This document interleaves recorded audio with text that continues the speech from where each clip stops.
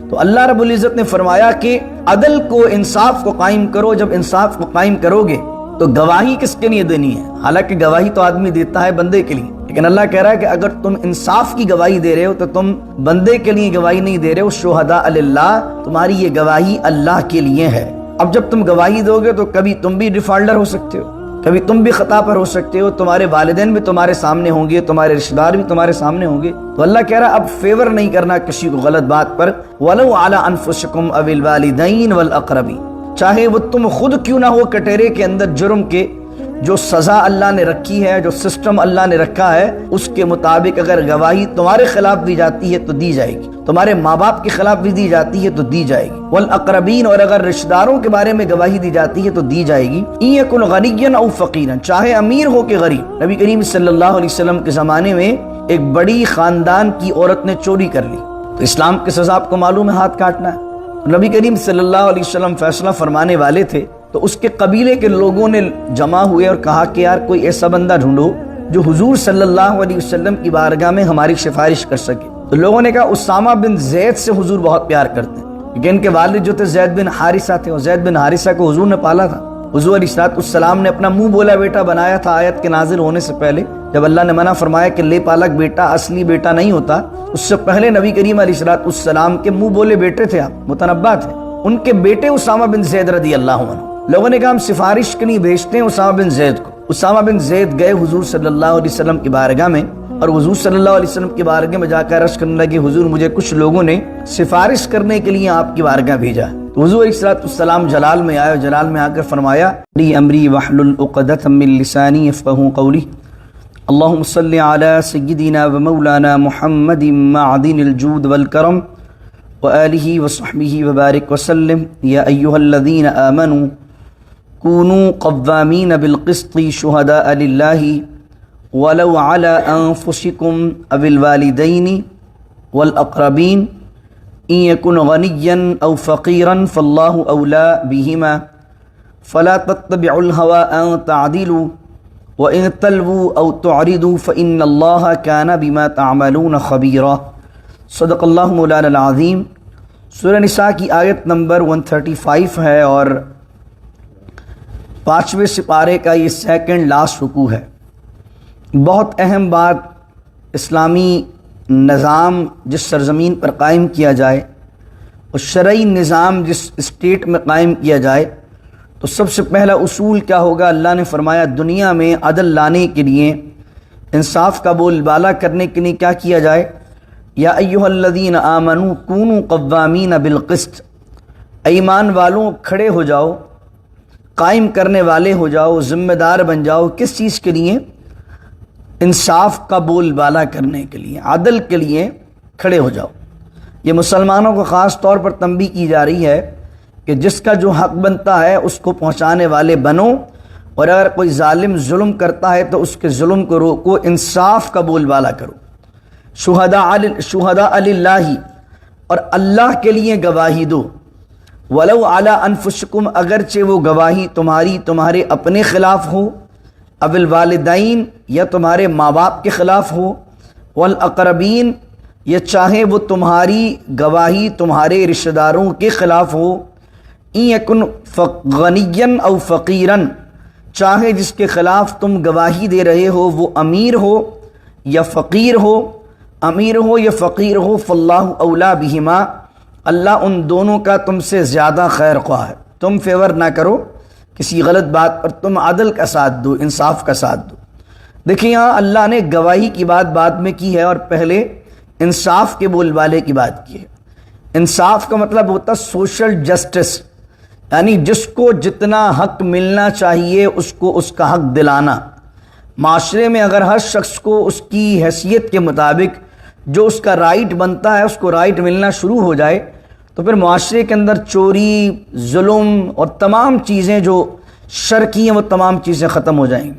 چوری کب ہوتی ہے، ظلم کب بڑھتا ہے، ظالم کب جو ہے وہ اپنے ہاتھ کو پھیلاتا ہے؟ جب انصاف کا بول بالا نہیں ہوتا۔ یہاں پر ایک بات بہت اچھی ایک مفسر نے لکھی ہے، فرما ایک ہے اللہ کی طرف سے قانون، ایک ہے حد۔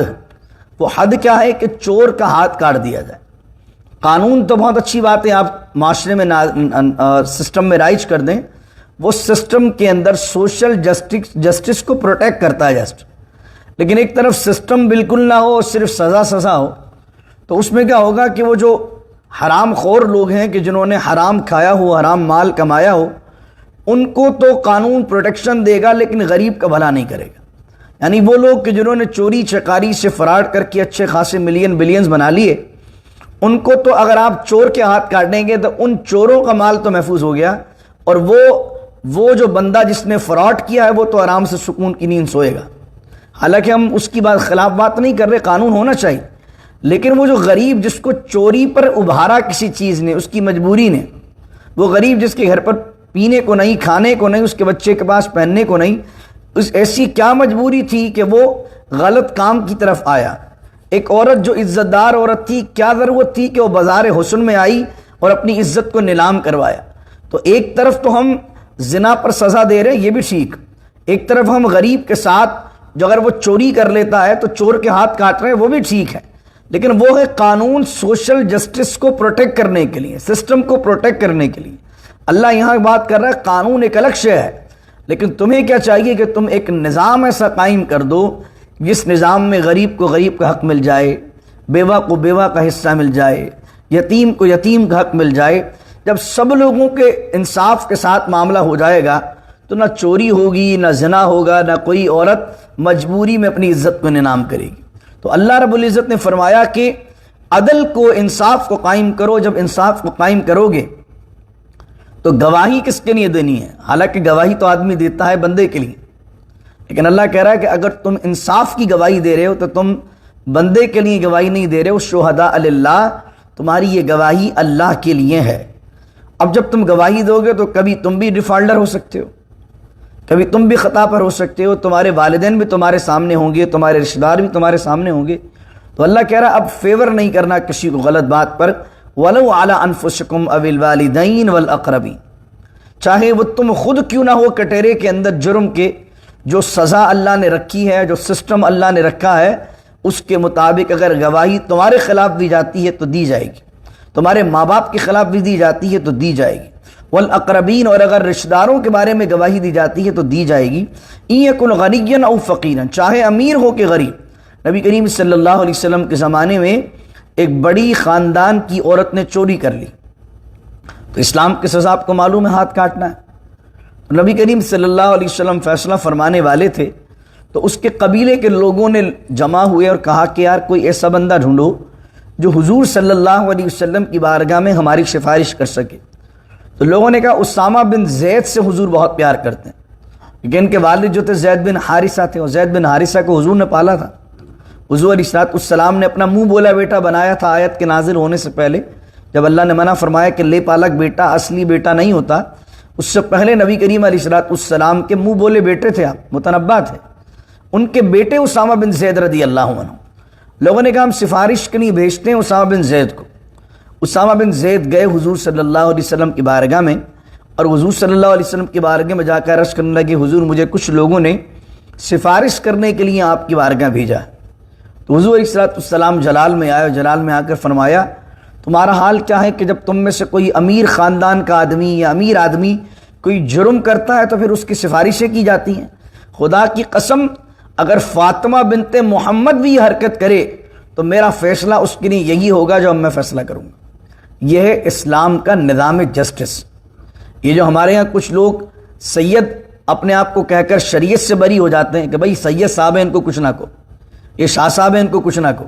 بھائی شاہ صاحب اگر غلط کام کریں گے وہ غلطی ہوگا، ایک امتی غلط کام کرے گا وہ غلطی ہوگا، اور ایک سید کے لبادے کے اندر اگر کوئی آدمی شریعت کی دھجیاں بکھیرے گا وہ تو زیادہ مستحق ہے، بڑا مجرم وہ ہے کہ وہ رسول اللہ کی آل ہونے کا دعویٰ کرے اور حضور کے نانا کے دین کوئی کھوکھلا کرے۔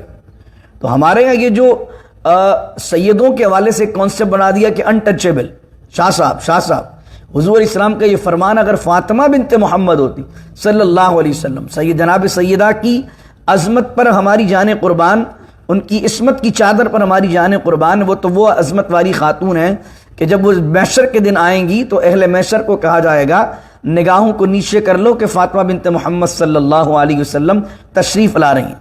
لیکن حضور نے ایک معیار دے دیا دین میں کہ خاندان یا رشتہ داری یا مال و دولت کسی بھی لحاظ سے دین میں فیور کسی کو نہیں دی جائے گی. دین جو ہے وہ سب کے لیے برابر ہے, انصاف سب کے لیے برابر ہے. تو یہ جو ہمارے ذہن میں عقیدت کی جو پٹی پڑی ہے نا, یہ جو ہمارے لوگوں میں بھی جو صوفیہ کے ماننے والے ہیں ان میں بھی بہت سے کہ پیر صاحب کا بیٹا ہے چاہے وہ مرغے لڑائے, پیر صاحب کا بیٹا ہے چاہے وہ عورتیں چھیڑے, لیکن پیر صاحب کا بیٹا. تو یہ جو غلاظت ہے ذہنوں سے, یہ دور کیجیے. اللہ کے نزدیک عزت والا کون ہے؟ ان اکرمکم عند اللہ اتقاکم. اللہ کے نزدیک عزت والا وہ ہے جو اللہ کے نزدیک تقوی والا زیادہ. ورنہ ابو لہب کو دیکھیں, ابو لہب تو حضور کا سگا چچا ہے, نبی کریم علیہ السلام کا سگا چچا ہے, لیکن اس کی مذمت میں قرآن اترا ہے. اور بلال حبشی حضور کے خاندان کے نہیں, حبشہ کیا ہیں, سلمان فارسی فارس سے آئے. سلمان فارسی فارس سے آ کر حضور کے غلام بن گئے, تقوی کو اختیار کیا, دین پر چلے تو صحابی بن گئے. اللہ اکبر. اور دین کے اندر ان کا معیار یہ بن گیا کہ جنتی ہو گئے. اور ابو لہب چچا ہو کر نبی کریم علیہ السلام سے فیض نہیں پا سکا. تو دین میں اصل معاملہ آل یا خاندان کا نہیں ہے, دین میں اصل معاملہ ہے نسبت رسول کے ساتھ, غلامی رسول کے ساتھ, اتباع رسول کا. تو فرمایا شہداء للہ ولو علی انفسکم او الوالدین والاقربین. اور پھر فرمایا فلا تتبعوا الہوی. پھر آگے یہاں اس سے پہلے جملہ فرمایا کہ اب تم یہ سوچو کہ میں مالدار کو فیور دے دوں, یا غریب آدمی نے جرم کر دیا تم سے, جب ویسے ہی غریب ہے یار تو میں زیادہ رحم دل بن جاؤں. تو اللہ کہہ رہا فاللہ اولیٰ بہما, یہ اللہ کے ہی بندے ہیں دونوں, امیر بھی غریب بھی. تو تم زیادہ خیر خواہ نہیں ہو, اللہ زیادہ خیر خواہ ان کا.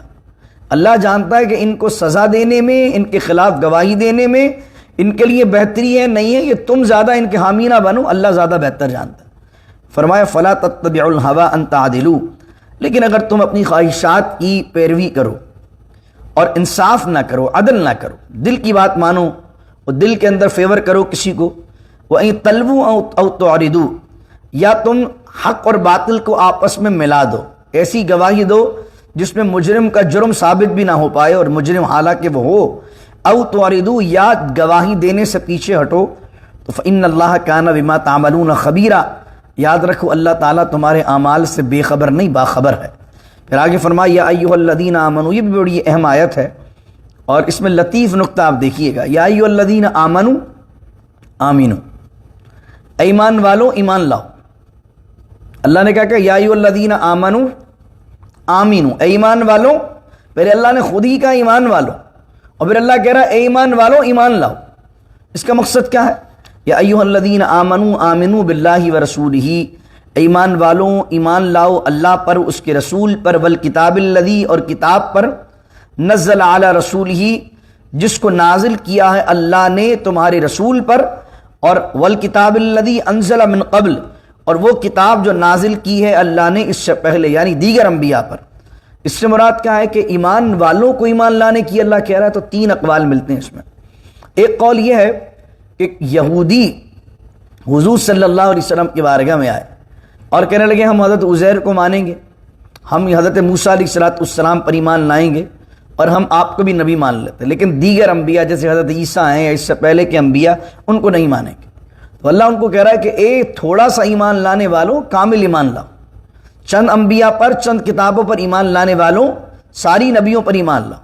دوسری چیز یہ ہے اللہ رب العزت فرما رہا ہے منافقین کو اس آیت میں, دعوت ان کا بھی ایمان کا تھا کہ ایمان لے ہم مومن ہیں, لیکن زبانی کلامی مومن تھے, دل سے مومن نہیں تھے. تو اللہ نے کہا یا ایھا الذین آمنوا, اے ایمان کا دعویٰ کرنے والوں ایمان لاؤ ان چیزوں پر. اور تیسرا قول یہ ہے کہ یہ بات ہو رہی ہے مسلمانوں سے, اور مسلمانوں سے کیا کہا جا رہا ہے؟ یا ایھا الذین آمنوا آمینو, اے ایمان والوں, اے مسلمانوں, صرف زبان سے دعویٰ نہ کرو بلکہ کامل طریقے سے جو دین نے تمہیں حکم دیا اس طرح سے ایمان لاؤ. اللہ اکبر. اور کس چیز پر؟ اللہ پر, رسول پر, اور اس رسول پر جو نازل شدہ کتاب ہے اس پر, اور اس سے پہلے جو نازل کتابیں ہوئی ہیں اس پر. وَمَن یکفر بِاللَّهِ وَمَلَائِکَتِهِ, اور جو کفر کرے, انکار کرے اللہ کا, وَمَلَائِکَتِهِ, اس کے رسولوں, اس کے ملائکہ کا, وَکُتُبِهِ, اس کی کتابوں کا, وَرُسُلِهِ, اس کے رسولوں کا, وَالْيَوْمِ الْآخِرِ, اور آخرت کے دن کا. ہم یہ ساری چیزیں پڑھتے ہیں نا, آمنت باللہ وملائکتہ وکتبہ ورسلہ, جو ایمان مفصل ہم پڑھتے ہیں تو اس کے اندر یہ اسی کی طرف اشارہ ہے کہ جو انکار کرے تو اس کا مقصد کیا ہے؟ ان تمام چیزوں پر ایمان لانا ضروری ہے۔ کوئی شخص اگر ملائکہ کا انکار کر دے، جیسے میں نے عرض کیا تھا ایک دفعہ آپ کو کہ ایک اسکالر بہت بڑے گزرے ہیں، سر سید احمد خان ان کا نام ہے، اور اس شخص نے فرشتوں کا انکار کیا۔ اس نے کہا کہ جس طرح سورسز آف نیچر ہوتی ہیں، جس طرح گریوٹی وغیرہ ہے، اس طرح سورسز آف نیچر کا نام جو ہے نا وہ فرشتے ملائکہ ہیں، حالانکہ ملائکہ اٹ سیلف ایک الگ مخلوق ہے۔ اللہ نے کیا فرمایا؟ اس لیے علماء نے لکھا کہ اگر کوئی شخص فرشتوں کا انکار کر دے تو وہ کفر کرتا ہے، یعنی وہ کہ فرشتے کوئی مخلوق ہی نہیں ہے، تو کوئی اگر فرشتوں کا انکار کرے گا تو وہ کفر کرے گا۔ کیوں؟ وَمَن يَكْفُرْ بِاللَّهِ وَمَلَائِكَتِهِ، جو کفر کرے اللہ کا، وَمَلَائِكَتِهِ اس کے ملائکہ کا، وَكُتُبِهِ اور اس کی کتابوں کا، وَرُسُلِهِ اس کے رسولوں کا، وَالْيَوْمِ الْآخِرِ اور آخرت کے دن کا، کہے بھائی آخرت تو آنی نہیں ہے، فَقَدْ ضَلَّ ضَلَالًا بَعِيدًا، اللہ کہہ رہا ہے کہ وہ بہت دور کی گمراہی میں ہے۔ پھر آگے فرمایا ان الذین آمنوا، اب یہ منافقین کی بات آ رہی ہے۔ ایک منافق وہ تھا کہ جن کی حالت یہ تھی کہ ابتدا کے اندر ایمان لے آتے، پھر کفر کر دیتے، پھر ایمان لے آتے، پھر کفر کر لیتے۔ کبھی اسلام کی کوئی بات اچھی لگ گئی تو ایمان لے آئے، کبھی اسلام کی بات سمجھ میں نہیں آئی تو کفر کر دیا۔ یہ حالت آج بھی مسلمانوں کے اندر دن بدن بڑھتی جا رہی ہے۔ یعنی کچھ ڈاکٹرز حضرات سے ملے، کچھ زیادہ پڑھے لکھے جو لوگ ہوتے ہیں، سائنسی علوم پڑھ لیتے ہیں، ان کو دین کی آدھی باتیں سمجھ میں آتی ہیں، آدھی باتیں سمجھ میں نہیں آتی۔ آدھی باتوں پر کہتے ہیں ہم مسلمان ہیں، اور آدھی باتیں کہتے ہیں یار ہمیں تو یہ سمجھ میں نہیں آتی، اگرچہ قرآن میں بھی لکھی ہوں۔ وہ میں اس کی بات نہیں کر رہا کہ جو مسلکوں میں ڈفرینس آف اوپینین ہے، باقاعدہ قرآن میں حکم لکھا ہوتا ہے لیکن ان کو سمجھ میں نہیں آتا۔ پردہ جسے اللہ نے نازل کیا عورت کے لیے، سمجھ میں نہیں آتا ان کے۔ اسلام میں اللہ نے جو سزائیں رکھی ہیں اس کے اندر جرم پر، وہ ان کو سمجھ میں نہیں آتی، پھر اس پر وہ ڈائلاگ کرتے ہیں، بحث کرتے ہیں، اس طرح کی باتیں کرتے ہیں۔ پھر اللہ رب العزت نے فرمایا ایمان والے جنت میں جائیں گے، تو وہ اس پر بحث کرتے ہیں کہ کافر کیوں نہیں جائیں گے۔ الگ الگ چیزیں، تو ایمان ان کا جو ہے وہ کانسٹنٹ نہیں ہے، کبھی منافقین جیسی باتیں کرتے ہیں، کبھی کفر کی باتیں کرتے ہیں، کبھی ایمان کی باتیں کرتے ہیں۔ تو اللہ نے اس زمانے کے اندر بھی کچھ ایسے لوگ تھے، ایک تو وہ لوگ تھے یہودیوں میں جو انٹینشنلی اسلام لے کر آئے تھے کفر کی وجہ سے، جیسے میں نے سورہ بقرہ میں بیان کیا تھا کہ کچھ یہودیوں نے پلاننگ کی، ہم ایسا کرتے ہیں صبح حضور کی بارگاہ میں جاتے ہیں اور کہتے ہیں ہم ایمان لے آئے، اور تاکہ سب لوگ خوش ہو جائیں گے، اور صبح سے لے کر شام تک حضور کے ساتھ رہیں گے، اور عشاء کی نماز کے بعد ہم کہیں گے واپس ہم کافر ہو رہے ہیں۔ تو جو مسلمان اندر ہیں وہ کہیں گے یار یہ اسلام لے آئے تھے، انہوں نے کچھ نہ کچھ چیز تو اندر دیکھی نا خرابی، جبھی تو اسلام چھوڑ کے باہر گئے۔ تو اس طرح ہم بہت سارے لوگوں کو اندر سے لے آئیں گے، تو اللہ نے اس کی پہلے خبر دے دی۔ جس طرح ایک دفعہ الطاف بھائی بتا رہے تھے کہ یہاں پر بھی ایک گروپ ایسا بنا تھا کہ وہ لوگ باقاعدہ پہلے لوگوں کو مسلمانوں کے گروپ کے اندر بھیجاتے ہیں، اور پھر باقاعدہ پروگرام کرتے ہیں، ٹی وی شوز کرتے ہیں، اس کے اندر پھر وہ لوگ کہتے ہیں کہ بھائی ہم اسلام کو چھوڑ رہے ہیں، تاکہ ایک عام مسلمان کے ذہن پر یہ بات آئے کہ یار یہ تو 2-3 مہینے مسلمان رہا تھا، تو کچھ نہ کچھ تو اسلام کی خرابی اس کے دماغ میں آئی ہے، جبھی تو اسلام میں داخل ہو کر پھر اسلام چھوڑ رہا ہے۔ تو یہ چیزیں آج نہیں، 1400 سال پہلے جو ہے یہ ہو چکی ہیں۔ اور کچھ منافقین وہ تھے جو انٹینشن تو نہیں ہوتی تھی کہ رات کو کافر ہو جائیں گے، لیکن ان کا ایمان ایسے ہی تھا، 2 دن مومن 2 دن کافر، 2 دن مومن 2 دن کافر۔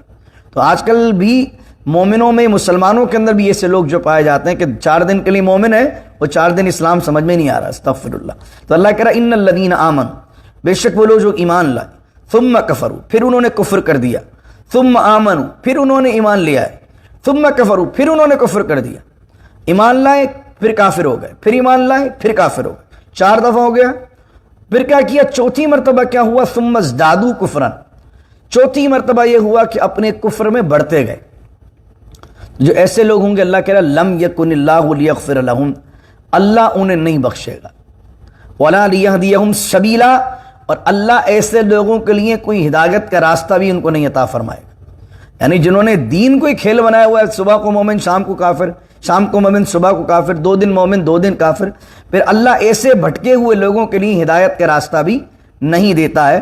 اس کو بالکل آسانی سے یوں سمجھ لیجئے، جس طرح کوئی آدمی ڈوبتا ہے نا، تو ڈوبنے والے آدمی کو دیکھیں کہ پہلے وہ نیچے جاتا ہے، ایک ڈبکی لگاتا ہے، پھر تھوڑی دیر کے لیے اوپر آتا ہے، پھر نیچے جاتا ہے، پھر تھوڑی دیر کے لیے اوپر آتا ہے، اور پھر چوتھی 5ویں مرتبہ نیچے جاتا ہے تو پھر نیچے ہی چلا جاتا ہے۔ تو بالکل آپ اس ڈوبنے والے کو سمجھ لیجئے، یہ جو ایمان ان اینڈ آؤٹ کر رہے ہیں نا، اسلام میں ان ہوئے پھر آؤٹ ہو گئے، ان ہو گئے پھر آؤٹ ہو گئے۔ تو اسلام کے اندر اللہ کیا کہہ رہا ہے؟ اسلام میں آنا ہے، سمجھ میں آتا ہے تو پورے داخل ہو جاؤ۔ یا ایھا الذین آمنوا ادخلوا فی السلم کافہ، ایمان والوں اسلام میں پورے پورے داخل ہو جاؤ۔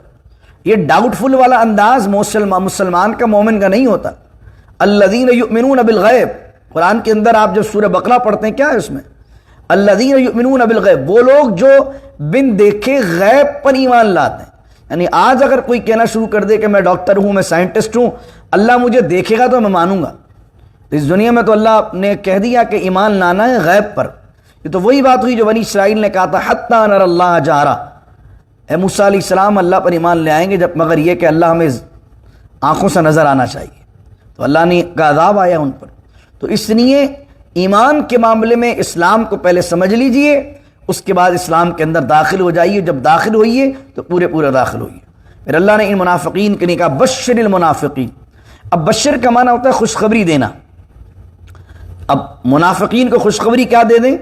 بِأَنَّ لَهُمْ عَذَابًا أَلِيمًا، کہ اللہ نے ان کے لیے دردناک عذاب تیار کیا ہوا۔ تو علماء نے فرمایا یہ تو گڈ نیوز تو نہیں ہے ان کے لیے، لیکن اللہ نے بشر کا لفظ استعمال کیوں کیا؟ تو یہاں مفسرین نے کہا کیونکہ یہ اس سے پہلے والی آیت میں دین کے ساتھ مذاق کر رہے تھے، آ رہے ہیں جا رہے ہیں، آ رہے ہیں جا رہے ہیں، تو اللہ نے پھر ان کے لیے طنز کیا۔ جس طرح پولیس والے کہتے ہیں نا بھائی آ جاؤ اب تمہاری کرتے ہیں مرمت، حالانکہ مرمت کا جو لفظ ہوتا ہے وہ تو کسی چیز کو ٹھیک کرنے کے لیے ہوتا ہے۔ اب پولیس والا جب مرمت کہے گا تو اس کا مقصد کیا ہوگا؟ مرمت نہیں کر رہا ہو، بلکہ آپ کے ٹھیک ٹھاک جسم کو مار مار کے کوٹ کوٹ کے جو ہے نا توڑ پھوڑ دے گا۔ لیکن وہ استعمال کیا ورڈ کیا جاتا ہے؟ آ جاؤ جناب، آؤ اندر، تمہاری خاطر خواہ، آؤ مہمان نوازی کرتے ہیں تمہاری۔ آپ نے کبھی پولیس والے کے جملے سنے ہو؟ آؤ ابھی اندر، تمہارے لیے اندر بیٹھے ہوئے مہمان تمہاری خاطر خواہ کریں گے ابھی۔ تو یہی انداز قرآن کریم کا طنز کا ہے کہ جب کافروں کے لیے اور منافقوں کے لیے اللہ بعض اوقات یہ لفظ استعمال فرماتا ہے بشر المنافقین، یہ طنزیہ جملہ، خوشخبری دے دے انہیں، بشارت دے دے انہیں کہ اللہ نے ان کے لیے دردناک عذاب تیار کیا ہو۔ اور پھر اب منافقین کی بات یہ کی جا رہی ہے الذین یتخذون الکافرین، اور یہ وہ ہیں کہ جو کافروں کو دوست بناتے ہیں، اولیاء من دون المؤمنین، مومنوں کو چھوڑ کر۔ کیوں بناتے ہیں؟ اس لیے ادھر بھی بات رکھتے ہیں ادھر بھی بات رکھتے ہیں کہ اگر مسلمان جیت گئے تو ہم کہہ دیں گے مسلمان ہیں، کافر جیت گئے تو وہاں بھی اپنی دوستی ہے، تو ہم بیچ کی راہ لیتے ہیں، ادھر پلڑا بھاری ہوگا جب بھی ہم خیر میں، ادھر پلڑا بھاری ہوگا جب بھی ہم خیر میں۔ تو یہ جو دونوں کشتیوں کے سوار لوگ ہیں یہ منافق ہوتے ہیں۔ الذین یتخذون الکافرین اولیاء من دون المؤمنین، جو کافروں کو دوست بناتے ہیں مومنوں کو چھوڑ کر۔ اور وہ کیوں بنا رہے ہوتے ہیں؟ اللہ اکبر! آج بھی آپ دیکھیں کہ مسلمان یہود و نصارہ سے مسلمان ممالک کے جو ہے وہ چھرا گھونپ رہا ہے، اور مسلمان ملک کی جو ہے وہ اکنومی کو جو ہے وہ کمزور کر رہا ہے، اور یہود و نصارہ سے ہاتھ ملاتا ہے اس لیے کہ یہود و نصارہ اسے عزت دے دیں گے۔ ایبتغون عندہم العزہ، اور وہ تلاش کرتے ہیں، کیا وہ تلاش کرتے ہیں؟ ان کے پاس یعنی کافروں کے پاس ان کو دوست بنا کر عزت۔ اللہ کہتا ہے یاد رکھو فَإِنَّ الْعِزَّةَ لِلَّهِ جَمِيعًا، ساری عزتوں کا مالک، ساری عزتیں تو اللہ کے اختیار میں، عزت اللہ کے ہاتھ میں۔ کسی کو دوست بنانے سے، کسی غلط آدمی سے ریلیشن رکھنے میں آپ کو عزت نہیں ملے گی۔ آپ سوچیں کہ میں ادھر بھی ہاتھ ملاؤں ادھر بھی ہاتھ ملا لوں گا تو میں عزت دار رہوں گا، نہیں، ذلیل ہو جائیں گے۔ حق کا ساتھ دیں گے آپ عزت دار رہیں گے، آپ باطل سے بھی ہاتھ ملائیں گے حق کے بھی ہاتھ ملائیں گے تو جب دونوں پارٹیاں آپ کو اپنا نہیں سمجھیں گی، باطل بھی کہیں گے یار یہ تو ان کے ساتھ ملا ہوا، حق والے بھی کہیں گے یہ تو ان کے ساتھ ملا ہوا ہے۔ تو جو بیچ کا آدمی ہوتا ہے، جو کہ دونوں جگہ صلح والا آدمی نہ ہو بلکہ دونوں جگہ نفاق والا آدمی ہو، اپنے مطلب کے لیے دونوں ہاتھ ادھر ادھر ہاں ملا لے، تو اس صورت کے اندر اس کی عزت نہیں بڑھتی، وہ ذلیل و خوار ہوتا ہے۔ اور یہی اللہ نے کہا ایبتغون عندہم العزہ، یہ مزاج رکھ کے کہ تم یہ چاہتے ہو تمہیں ان سے عزت ملے گی۔ فَإِنَّ الْعِزَّةَ لِلَّهِ جَمِيعًا، انصاف کا بول بالا کرو، حق کا ساتھ دو، عزت کی پرواہ نہ کرو، عزت ساری اللہ کے ہاتھ میں۔ اگر تم نے اللہ کی خاطر حق کا ساتھ دیا، مومنوں کا ساتھ دیا، تو اللہ فرما رہا عزت دینا پھر تمہیں اللہ کا کام ہے۔ وَقَدْ نَزَّلَ عَلَيْكُمْ، یہ آیت بڑی اہم ہے، میں رکوع مکمل کر لوں انشاءاللہ آج کے دن، تاکہ کل ہم 5واں سپارہ انشاءاللہ مکمل کر لیں گے۔ وَقَدْ نَزَّلَ عَلَيْكُمْ فِي الْكِتَابِ، اور تحقیق تم پر اللہ نے کتاب میں نازل کیا ہے کہ ان اذا سمعتم آیات اللہ، کہ جب تم سنو کہ اللہ کی آیات کا یکفر بہا کفر کیا جا رہا ہے، ویستہزأ بہا اور اس کا مذاق اڑایا جا رہا ہے، فلا تقعدوا معہم تو ان لوگوں کے ساتھ تم نہ بیٹھو، حتی یخوضوا فی حدیث غیری یہاں تک کہ وہ مشغول ہو جائیں کسی اور بات میں۔ اور اگر تم بیٹھے رہے اللہ کی آیات کا مذاق ہونے کے بعد بھی اور اللہ کی آیات کا کفر ہونے کے بعد بھی، انکم اذا مثلہم تو اللہ کے نزدیک تم بھی پھر انہی کی طرح ہو۔ یہاں یہ بات بیان کر دی گئی کہ جہاں اسلام کے خلاف بات ہو رہی ہے وہاں آپ کو بیٹھنا نہیں ہے۔ اس سے کیا ہوگا؟ آدمی کی غیرت کم ہو جائے گی۔ مسلمانوں کے خلاف بات ہو رہی ہے، اسلام کے خلاف بات ہو رہی ہے، اللہ کے خلاف کوئی الٹی سیدھی بات کر رہا ہے، اسلام کے خلاف الٹی سیدھی بات کر رہا ہے، حضور کے متعلق کوئی الٹی سیدھی بات کر رہا ہے، آپ کہہ رہے نہیں یار ہمارا تو بزنس پارٹنر ہے، اس کا ریلیجن ہے۔ بھائی اس کا ریلیجن ہے تو ریلیجن پہ بات ہی کیوں کرنی ہے آپ کو؟ اگر کوئی بندہ آپ کے ساتھ دنیاوی لحاظ سے آپ کا پارٹنر ہے یا دنیاوی حوالے سے اگر کوئی کسی کافر کے ساتھ بھی پارٹنرشپ ہے اور وہ آپ کے دین کے اوپر الٹی سیدھی باتیں کرتا ہے پھر بھی آپ اس کے ساتھ رشتہ رکھے ہوئے ہیں، تو اللہ فرما رہا ہے اگر وہ اللہ کی آیتوں کا مذاق اڑاتے ہیں فلا تقعدوا معہم ان کے ساتھ نہ بیٹھو۔ اس طریقے سے آج کل یہ جو کامیڈینز ہیں یہ بعض اوقات فرشتوں کا مذاق اڑا رہے ہوتے ہیں، جہنم کا مذاق اڑا رہے ہوتے ہیں، اللہ کا مذاق اڑا رہے ہوتے ہیں۔ آج کل اس طرح کے لطیفے آتے ہیں، میمز آتے ہیں کہ وہاں پر گیدرنگ لگی ہوئی ہے، ٹھٹا لگا ہوا ہے، اللہ کے لیے کوئی الٹی سیدھی بات کر دی، حضور کے لیے کوئی الٹی سیدھی بات کر دی، فرشتوں کے لیے کوئی الٹی سیدھی بات کر دی، قرآن کے لیے کوئی الٹی سیدھی بات کر دی۔ اب آپ وہاں بیٹھے ہوئے گیدرنگ پہ، نہیں یار اب میں اٹھ کے جاؤں گا اچھا تھوڑی لگوں، تو بھائی ان سے تعلق کچھ نہیں ہے، آپ کا اصل تعلق اللہ سے۔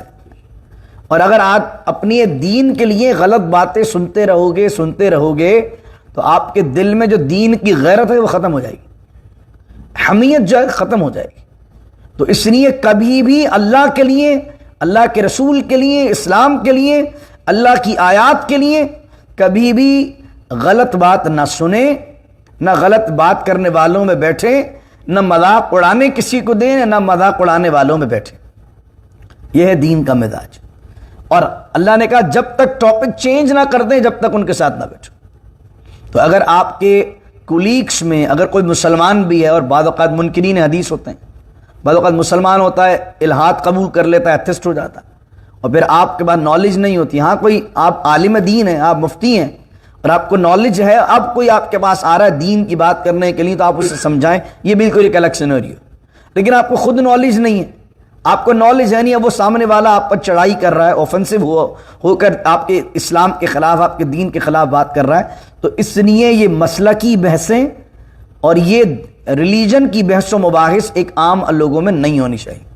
تو اگر آپ کے کولیگس وغیرہ آپ کے ساتھ بات کرنے والے، ساتھ اٹھنے بیٹھنے والے اس طرح کی بات کریں، انہیں روک دیں، یا ٹاپک چینج کرو، اس موضوع پہ بات نہیں کرو، کیونکہ میں ان چیزوں کو برداشت نہیں کر سکتا۔ اب تم مجھ سے تعلق رکھنا چاہتے ہو تو ان ٹاپک پہ بات مت کیا کرو، ورنہ تمہارا میرا کوئی لینا دینا نہیں۔ اسٹریٹ فارورڈ بات بول دیں اس کو، کیونکہ روزانہ سنتے رہیں گے تو آپ کی غیرت کم ہوگی دین کے حوالے سے، اور یہ قرآن بیان کر رہا ہے۔ تو اور قرآن کیا کہہ رہا ہے؟ انکم اذا مثلہم، یہ بڑی خطرناک بات ہے۔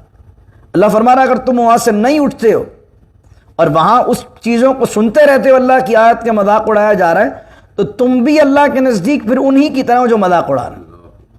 اس سے علماء نے مسئلہ یہ لکھا ہے کہ جو برائی پر راضی ہوتا ہے وہ بھی گناہ میں شریک ہوتا ہے۔ وہی کہ میں تو صرف بیٹھا ہوا تھا، میں پی تھوڑی رہا تھا، میں تو صرف بیٹھا ہوا تھا، میں کر تھوڑی رہا تھا۔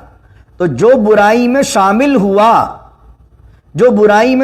ہوا وہ بھی اس میں شریک ہے۔ جیسے کوئی بندہ غلط کام کرے، 2 دوست 4 دوست کسی کمرے میں، اور ایک دوست کو باہر کھڑا کر کے بول دیں کہ بھائی تو دیکھ کوئی آ تو نہیں رہا، وہ 4 لوگ غلط کام کر کے آ جائیں، 5واں کہے میں نے تو غلط کام نہیں کیا، میں تو باہر کھڑا ہوا تھا، تو کہا جائے گا تو غلط کام پہ راضی تو تھا، تو نے غلط کام کو سپورٹ تو کیا۔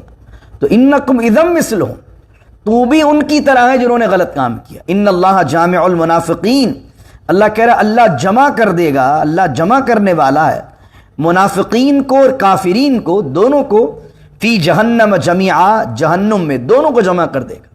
اللہ اکبر۔ الذین یتربصون بکم، آخری آیت ہے یہ، الذین یتربصون بکم، اور یہ منافق یتربصون بکم، یہ تمہارے انتظار میں رہتے ہیں۔ فإن کان لکم فتح من اللہ، کہ اللہ اگر تمہیں فتح دے دے، کامیابی دے دے جنگ میں، تو تمہارے پاس آ کے کہیں قالوا الم نکم معکم، ہم تو تمہارے ساتھی ہیں، ہم تو تمہارے بھائی ہیں، تمہارے ساتھ ہیں۔ کس لیے؟ تاکہ مسلمان جیتے، مال غنیمت آئے گا، اس میں حصہ مل جائے۔ پلڑا دیکھا ادھر بھاری تو ادھر ہو گئے۔ وَإِن كَانَ لِلْكَافِرِينَ نَصِيبٌ، اور اگر وقتی طور پر کافر جیت جائیں، وقتی طور پر اس جیت میں کافروں کا حصہ ہو جائے، قالوا الم نستحوذ علیکم، تو وہ آ کر کہتے ہیں کافروں سے الم نستحوذ علیکم، کیا ہم نے تمہارا احاطہ نہیں کیا ہوا تھا؟ کیا ہم نے تمہیں پروٹیکشن نہیں دی ہوئی تھی؟ وَنَمْنَعَكُم مِّنَ الْمُؤْمِنِينَ، اور تم پر حملہ کرنے سے ہم نے مومنین کو روکا ہوا تھا۔ یعنی وہ کافروں، اگر کافر جیت جاتے ہیں تو کافروں کو آ کر کہتے ہیں تم کیا سمجھتے ہو ایسے جیت گیا ہو تم؟ بھائی ہم لڑنے ساتھ تو آئے تھے، لیکن ہم نے تمہیں بہت ساری جگہ بچایا ہے۔ آج کل اس طرح کے لوگ ملیں گے آپ کو، کر کراتے کچھ نہیں ہے کسی کے لیے، لیکن دیکھیں گے کسی ایک کا کام ہو گیا تو اس کے بعد آ کر بولیں گے السلام علیکم بھائی جان، پتہ ہے آپ کو یہ آپ کا ہوا کام کیسے؟ آپ کو تو پتہ ہی نہیں ہے آپ کے بھائی نے آپ کے پیچھے کیا کیا کیا۔ میں بتاتا نہیں ہوں کسی کو بات، حالانکہ کیا کچھ بھی نہیں ہوتا، اس نے کیا کچھ بھی نہیں ہوتا، لیکن وہ پلڑا دیکھ رہا ہوتا، جو جس کی پوزیشن بھاری ہو گئی اس کے بعد چلے جائیں گے، اس کو بولیں گے بھائی میں نظر میں بیک ہینڈ پہ تھا، سارا کام تو میں نے کیا۔ تو اب وہی بات منافقین کیا کر رہے ہیں، قالوا الم نستحوذ علیکم، کہ تمہیں تو ساری پروٹیکشن ہم نے دی ہے، مسلمانوں سے بچایا تمہیں ہم نے، تو ہم تمہارے ساتھ ہیں۔ مومن جیتے تو مومن کے ساتھ، کافر جیتے تو کافر کے ساتھ۔ اب اللہ کیا فرما رہا ہے، فاللہ یحکم بینکم یوم القیامہ، اللہ ان کے درمیان قیامت کے دن فیصلہ کرے گا۔ یہ کہاں ہے؟ اس لیے قرآن نے کہا یہ جو منافق ہے نا، یہ سب سے زیادہ، یہ کافر سے زیادہ خطرناک ہے۔ ان المنافقین فی الدرک الاسفل من النار، اللہ کہتا ہے منافق جہنم کے سب سے نچلے درجے میں ہوں گے، کیونکہ وہ یہاں بھی اور یہاں بھی۔ ایک کافر تو نظر آتا ہے نا مسلمان کو، یہ کافر ہے، اس سے بچے گا۔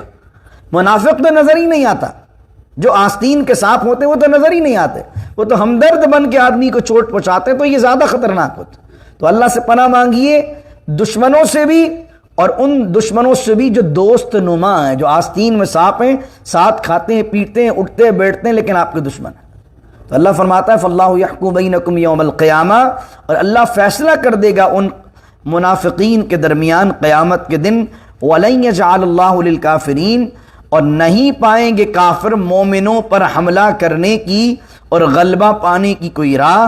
یہ جو آخری جز ہے اس کے اوپر ڈیبیٹ علماء نے کی ہے کہ کافر تو بہت سی دفعہ مسلمانوں سے لڑے اور غلبہ پایا انہوں نے، تو قرآن تو یہ کہہ رہا ہے کہ کافر کو اللہ موقع ہی نہیں دے گا کہ وہ مسلمانوں پر غلبہ پائیں، مومنوں پر غلبہ پائیں۔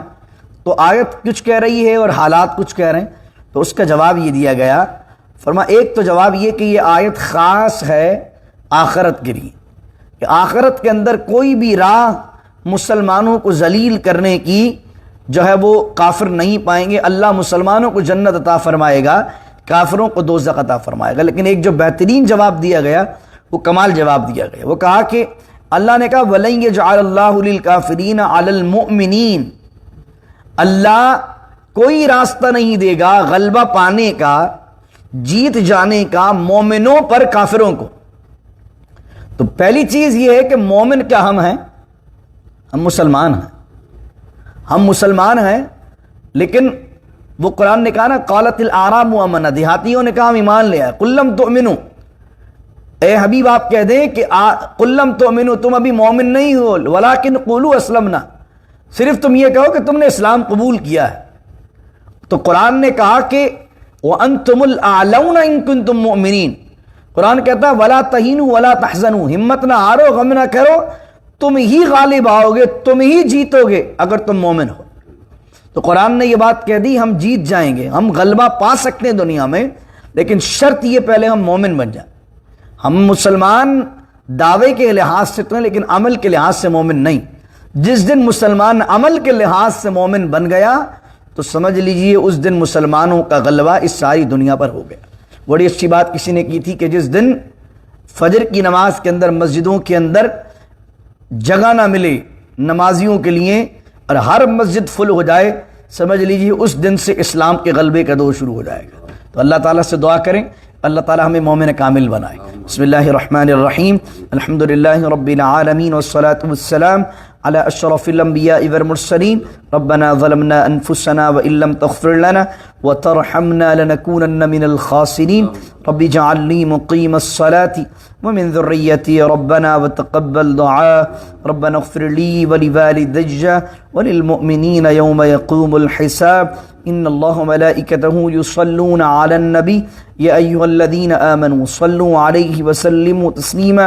اللهم صل علی سیدنا ومولانا محمد معدن الجود والکرم وآلہ وصحبہ وبارک وسلم. سبحان ربک رب العزة عما یصفون وسلام علی المرسلین والحمد للہ رب العالمین. لا الہ الا اللہ محمد رسول اللہ صلی اللہ علیہ وسلم. استغفر